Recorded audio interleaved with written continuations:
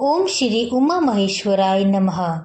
आप सभी को सावन मास के चौथे मंगला गौरी व्रत की हार्दिक शुभकामनाएं। आज सावन मास का मंगलवार है और सावन मास के प्रत्येक मंगलवार को मां मंगला गौरी का व्रत रखा जाता है। आज के दिन मंगला गौरी व्रत की कथा को सुनने से पति को लंबी आयु और संतान की प्राप्ति होती है। इस व्रत को करने से माता पार्वती सदा सौभाग्यवती रहने का आशीर्वाद प्रदान करती है। तो आइए बड़ी ही श्रद्धा और भक्ति के साथ मां मंगला गौरी की बड़ी ही दुर्लभ कथा को सुनिए। एक गांव में एक बुढ़िया माई रहती थी। बुढ़िया माई का एक बेटा था जिसका नाम भोला था। उसकी एक बहुत सुंदर पत्नी थी जिसका नाम रूपा था। भोला अपनी माँ का बहुत ख्याल रखता था, परंतु बहू बहुत सीधी सादी थी। लेकिन बुढ़िया माई दिन रात बहू से झगड़ा करती थी। एक दिन बुढ़िया माई ने घर आकर बताया, बहू सुन, मैं शिवजी के मंदिर से आ रही हूँ। वहाँ सब बातें कर रहे थे कि यदि सावन मास के सोमवार का व्रत करके अगले दिन मंगलवार को मंगला गौरी का व्रत किया जाए तो भोले बाबा और माता पार्वती की कृपा से तुझे बेटा हो सकता है। तब रूपा ने कहा, लेकिन माँ जी, मैं तो केवल सोमवार का व्रत करती हूँ। ठीक है, अब आप कह रही हैं तो इस बार मैं दोनों व्रत करूंगी। बुढ़िया माई केवल उसे परेशान और भूखा रखने के लिए यह सब कह रही थी। उसने आगे कहा, अरे ऐसे व्रत नहीं करना है। दोनों दिन कुएं से 7 घड़े पानी लाकर शिवलिंग पर चढ़ाना है। रूपा यह सुनकर परेशान हो गई और उसने कहा, माँ जी, मैंने तो यह सब करते किसी को नहीं देखा है। यह सुनकर बुढ़िया माई को क्रोध आ गया। उसने कहा, मैं क्या झूठ बोल रही हूँ। यह केवल संतान प्राप्ति का उपाय है जो तुझे करना ही पड़ेगा। यह सुनकर रूपा चुप हो जाती है। कुछ दिन बाद सावन का महीना शुरू होता है। रूपा ने पहले सोमवार को सुबह पूजा पाठ शुरू कर दिया और 7 घड़े पानी कुएं से भरकर शिवजी पर चढ़ा दिया। कुआं मंदिर से काफी दूर था, इसलिए उसे काफी समय लग रहा था। यह सब करने में शाम हो गई। जब रूपा वापस आई तो देखा भोला बहुत गुस्से में घर के बाहर बैठा है। रूपा के पूछने पर उसने गुस्से में कहा, कहाँ चली गई थी? इतनी देर लगती है क्या जल चढ़ाने में? घर में मेरी माँ भूखी बैठी है और तू घूम घूम कर पूरा गांव देख रही है। यह कहकर भोला ने उसे मारा। रूपा मार खाकर बिना कुछ खाए सो गई। अगले दिन उसकी सास ने कहा, बहू, आज फिर से तुझे जल चढ़ाना है। यह सुनकर रूपा ने कहा, माँ जी, कल से मैंने कुछ नहीं खाया है और उनकी मार से मेरा पूरा शरीर दुख रहा है। आज मैं कलश कैसे उठा पाऊंगी? यह सुनकर बुढ़िया ने कहा कि कुछ भी कर, लेकिन यह तो तुझे करना ही पड़ेगा। रूपा पूजा करने के लिए मंदिर में चली गई और पूजा करने के बाद वह कुएं पर आई। बड़ी मुश्किल से उसने पहला कलश भरा और चल दी, लेकिन कुछ दूर चलने पर वह गिर पड़ी और उसका मटका भी टूट गया। रूपा एक पेड़ के नीचे बैठकर रोने लगी। तभी वहां एक साध्वी आई और उसने कहा, बेटी, क्यों रो रही हो? तो रूपा ने रोते हुए सारी बात बता दी।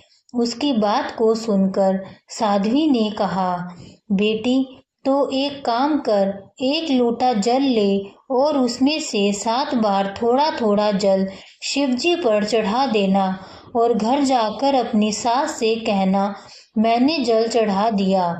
रूपा ने कहा, लेकिन यह तो झूठ होगा और मेरा मटका भी टूट गया है। तब साध्वी ने कहा, यह ले लोटा, इसमें जल भर कर चढ़ा देना और इसे घर ले जाना, लेकिन घर जाकर इसे छिपा कर रख देना। रूपा ने बिल्कुल ऐसा ही किया। दोपहर को वह घर पहुंच गई। बुढ़िया माई के पूछने पर उसने वही बता दिया जो उस साध्वी ने बताया था। शाम को माँ मंगला गौरी की पूजा कर उपवास पूरा किया। इसी तरह 2 मंगला गौरी व्रत पूरे हो गए। लेकिन जब तीसरे व्रत की बारी आई तो बुढ़िया माई चुपचाप रूपा के पीछे गई। उसने सब कुछ देख लिया। बुढ़िया माई ने घर आकर अपने बेटे को सब बता दिया। भोला ने फिर रूपा को मारने के लिए जैसे ही हाथ उठाया तब माता पार्वती प्रकट हुई और उन्होंने कहा, रुक जा भोला। यह सुनकर भोला रुक गया। बुढ़िया माई माँ पार्वती के पैरों में गिर गई। भोला भी माँ से माफी मांगने लगा।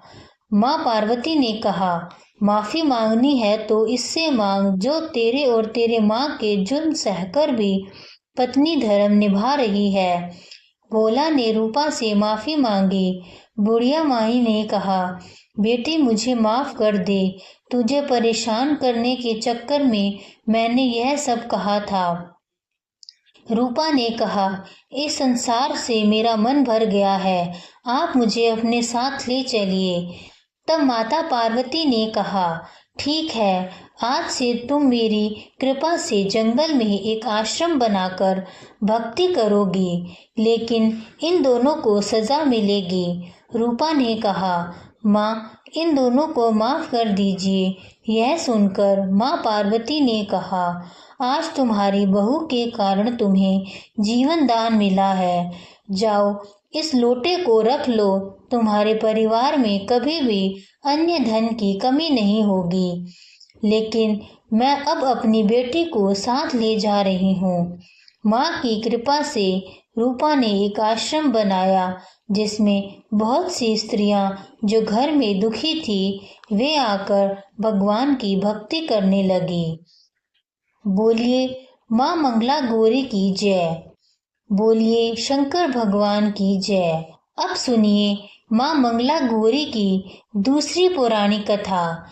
एक समय की बात है, एक शहर में धर्मपाल नाम का एक व्यापारी रहा करता था।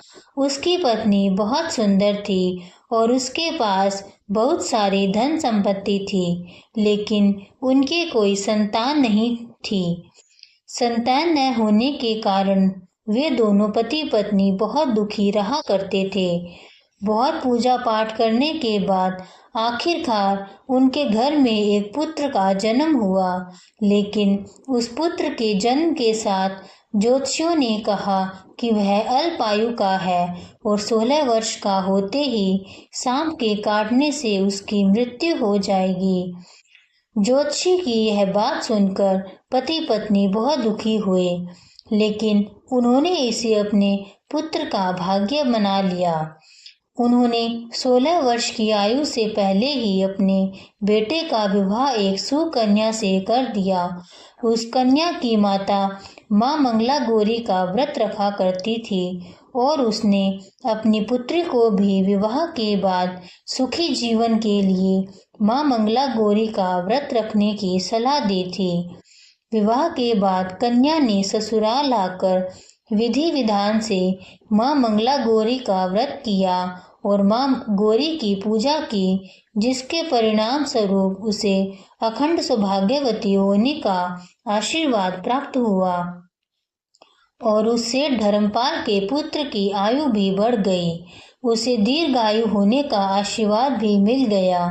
इस कारण से मंगला गौरी व्रत की मान्यता और अधिक बढ़ गई। माना जाता है कि तभी से माँ मंगला गौरी का व्रत रखा जाने लगा। इस व्रत के पुण्य प्रभाव से अखंड सौभाग्य की प्राप्ति होती है, संतानों को संतान सुख प्राप्त होता है। प्रेम से बोलिए माँ मंगला गौरी की जय। आपको यह कथा कैसी लगी कमेंट्स बॉक्स में ज़रूर बताना और मेरे चैनल को सब्सक्राइब करें, लाइक करें व सबके साथ शेयर करें और कमेंट्स में माँ मंगला गौरी की जय लिखना ना भूलें।